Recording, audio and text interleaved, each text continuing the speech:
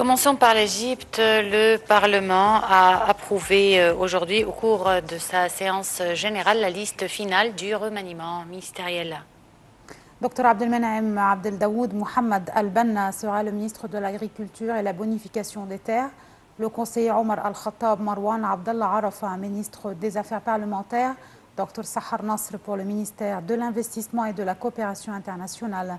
Dr Ali Saïd Ali Al-Mussilhi comme ministre de l'Approvisionnement et du Commerce intérieur. Dr Mohamed Hicham Zain Al-Abidin Al-Shrif pour le ministère du Développement local. Dr Haila Hilmi As-Saïd Younes pour le portefeuille de la planification, le suivi et la réforme administrative.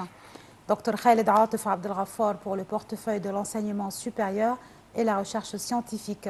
Dr Tariq Galel Shaoui Ahmad Shaoui pour le ministère de l'enseignement et de l'enseignement technique et l'ingénieur Hicham Arafat Mahdi Ahmad pour le portefeuille du transport.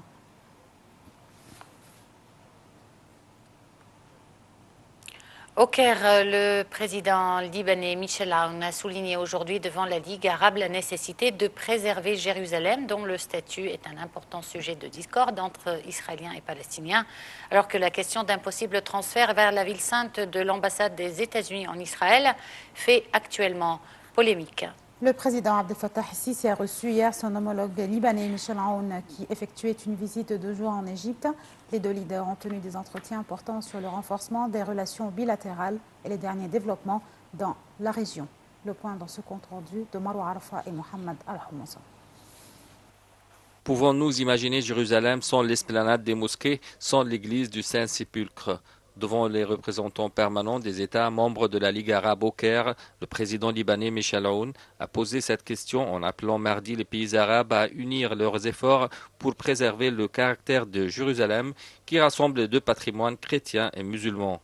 Le chef de l'État libanais, qui s'est entretenu avec le secrétaire général de la Ligue arabe, Ahmad Aboul-Ghit, a aussi accusé Israël de vouloir judaïser la Palestine. Les déclarations de M. Aoun interviennent alors que la question d'un possible transfert vers la ville sainte de l'ambassade des États-Unis en Israël fait actuellement polémique. De son côté, la Ligue arabe a dénoncé mardi dans un communiqué un projet de loi qui interdirait aux mosquées d'employer des haut-parleurs pour l'appel à la prière tôt le matin et tard le soir. M. Aoun a été reçu lundi par le président Abdel Fattah el-Sisi et lors d'une conférence de presse conjointe, le chef de l'État libanais a souligné les grands espoirs placés en l'Égypte qui peut lancer une initiative de sauvetage arabe construite sur une stratégie de lutte antiterroriste et des solutions politiques aux crises dans le monde arabe, notamment en Syrie.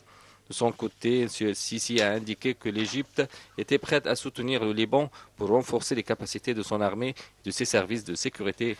M. Aoun, qui clôturait une visite de 2 jours au Caire, entamée lundi, est attendu mardi à Amman.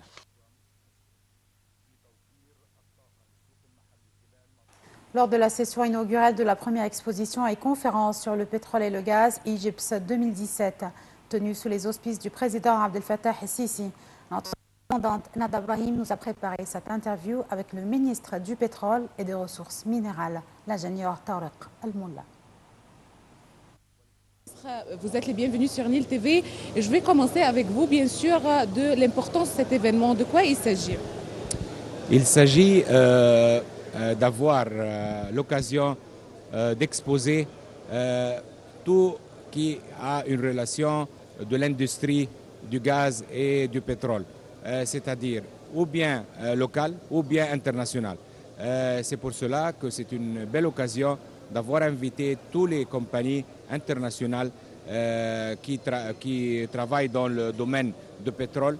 Et nous avons eu la chance de recevoir une grande participation de nombreuses compagnies internationales. Et aussi, parmi ces compagnies, il y a beaucoup d'exhibitions. Et parmi ces exhibitions, il y a 320 participants dans cette expo. Alors, nous sommes très fiers d'avoir cet événement avec nous ici en Égypte pour la première fois avec cette immense, grande participation. Monsieur le ministre, comment l'Égypte peut profiter de cet événement pareil?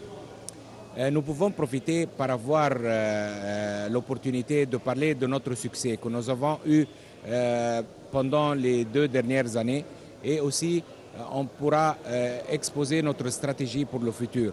Et on pourra, en exposant notre stratégie dans le futur, nous pouvons expliquer l'opportunité pour les investisseurs de venir ici en Égypte et d'investir et de grandir. Et on va exposer toutes les opportunités et toutes les réformes que le gouvernement a fait pendant les 2 dernières années.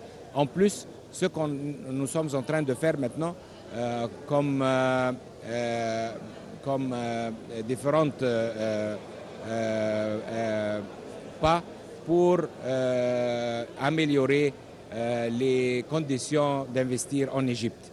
Alors, en bref, c'est une conférence dans laquelle on pourra encourager les investisseurs et aussi prouver que nous sommes un pays très accueillant pour les investissements.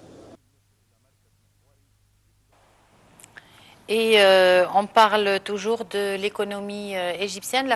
La bourse du Caire a clôturé en baisse aujourd'hui sur fond d'opérations de vente menées par des investisseurs égyptiens, alors que les fonds d'investissement arabes et étrangers ont opté à l'achat.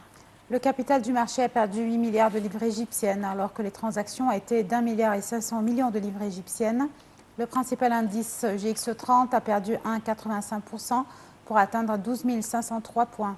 L'indice des petites et moyennes entreprises EGX70 a perdu 0,84% pour atteindre 510,24 points. Et l'indice le plus élargi EGX100 a perdu 1,22% pour atteindre 1216,38 points.